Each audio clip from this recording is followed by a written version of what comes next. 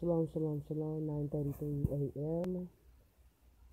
I would like to share with you some things about the age of the Aquarius um, and how it's tied to the red dragon. Um, I was reading and this lady said something and she said,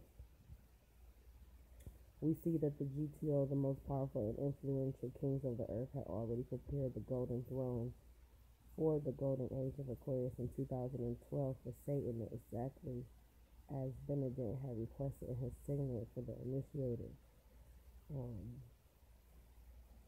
And then she goes on to say the throne was prepared, but obviously Satan didn't ascend to it in 2012. And that also means that the age of Aquarius had not yet begun at that time. Let us first look at the question of where the signet Paul indicates something important. And must happen 3 years after its last encrypted date of 2001. But she's saying that it didn't start in 2012. Okay. It didn't start then.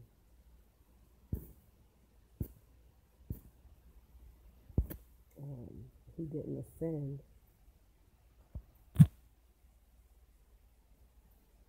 And remember,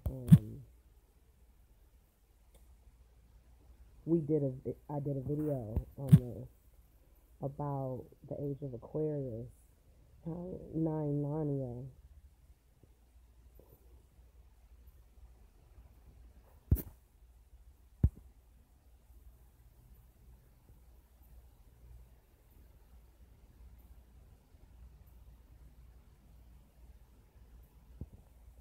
hold on a second. Okay, I was on 9 Narnia's page. This is the video. Age of Aquarius alignment. Interesting sign will appear in the heavens. Interesting because it was mentioned in a 1969 hit song called Age of Aquarius. The opening line of the song says, "When the moon is in the 7th house and Jupiter aligns with Mars, then peace will guide the planets and love will steer the stars." This is the dawning of the Age of Aquarius. The song is referring to axial precession, the wobbling of the Earth's axis like a spinning top. The wobble is very slow, making a full rotation approximately every 26,000 years. This precession of the axis was recognized in ancient times as the precession of the equinox. Although they may not have understood why it occurred, ancient astronomers recognized that the sun appeared to rise in front of a different constellation on the spring equinox every 2,000 years approximately. The ancient Babylonians divided the heavens into 12 sections that were associated with specific constellations that surrounded the ecliptic plane of our solar system. These constellations were called houses because the sun, moon, and planets appeared to move through them throughout the year. The first house was the constellation that housed the sun at the beginning of the ancient year on the spring equinox. At the start of our current civilization, that was the constellation Taurus, which is probably why the Pleiades star system in the constellation Taurus is the first star system listed in those ancient records. You may notice here that the first 5 star systems or constellations correspond to the ecliptic region occupied by Taurus, and the 15th, 16th, and 17th constellations here correspond to Pisces. So these original 18 ancient constellations occupy 12 constellation regions around the ecliptic. So at the beginning of our current civilization, the sun appeared to rise in front of the constellation Taurus on the spring equinox in 4500 BC. And that is what many would call the Age of Taurus, and it lasted approximately 2,000 years. Then around 2000 BC, the sun was rising in front of the constellation Aries on the spring equinox, and that was the age of Aries, which also lasted about 2000 years.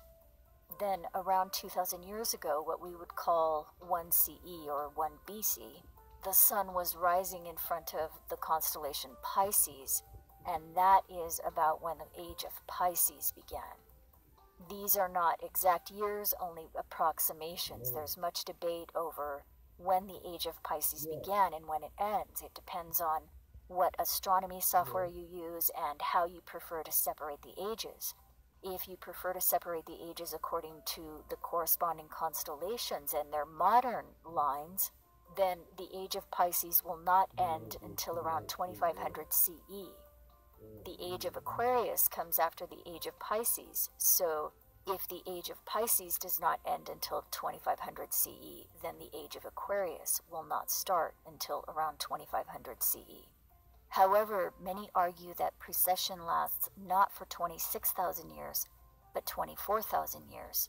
The documentary The Great Year explains what this theory is based on. So the argument some present is that since there are 12 ecliptic constellations, and precession lasts for approximately 24,000 years, that means each of the 12 constellations will house the equinox sun for 2,000 years maximum, and that would mean the age of Pisces was due to end around 2000 CE, and that would also have represented the start of the age of Aquarius. It all depends on where the borders of Pisces and Aquarius are determined to be. But the point for this video is that the 1969 song was most definitely taking the viewpoint that the age of Pisces would end around 2000 CE, and that end would dawn a few years earlier, around 1969. Most people assume all of this was just a bunch of hippie nonsense, and probably for that reason, no one has apparently bothered to look to see when the moon will be in the 7th house while Jupiter is aligning with Mars. The answer is that this celestial configuration will occur on January 7th, 2018. Contrary to what many are saying, the moon does not enter the 7th house every day. From ancient times, 6,000 years ago, the 7th house has always been the 7th constellation from the spring equinox. In 2017 and 2018, the first house of the sun on the spring equinox is the constellation Pisces. Its second house is the constellation Aries. Its third house is the constellation Taurus. The fourth is Gemini. The fifth is Cancer. The sixth is Leo. And the seventh is the constellation Virgo. Virgo has been the 7th house of the sun since the age of Christ began, around 1 CE. This means that the moon is in the 7th house when it passes through the constellation Virgo, and this occurs for about 3 to 4 days each month. However, Jupiter aligns with Mars only about once every 2 to 3 years. The celestial configuration involving the moon passing through Virgo simultaneously with Jupiter aligning with Mars has only occurred twice in the past 50 years.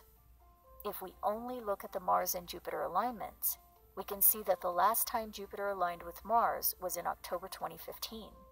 But this alignment, which only lasts for about 5 days, did not happen while the moon was in Virgo.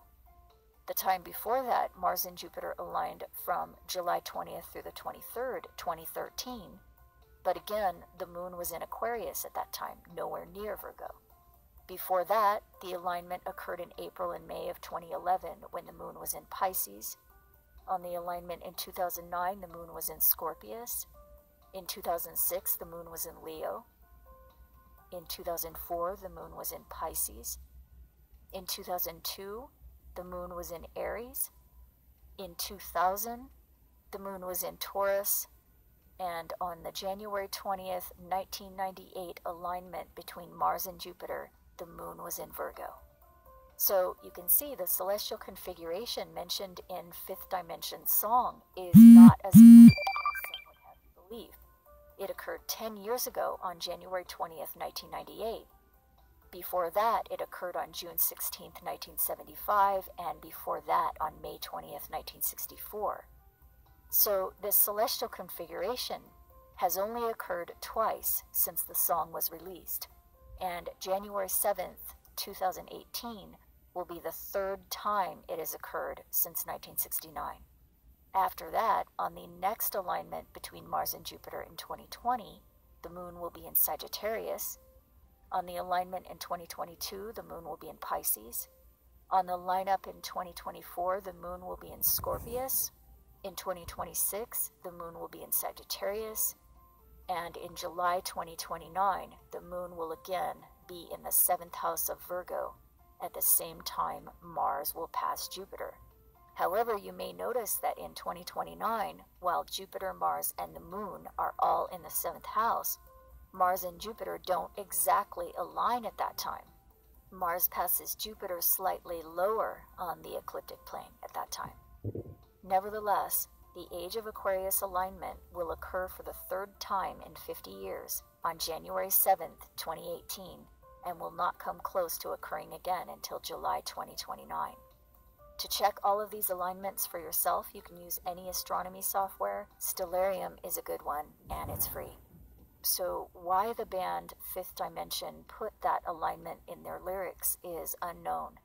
But it is interesting that the alignment occurs during the same window of time that multiple other ancient prophecies are being fulfilled, and also at the height of the public's interest in Jupiter's recent movement through Virgo. For more information about why this time period is significant in ancient prophecy, see the playlist here.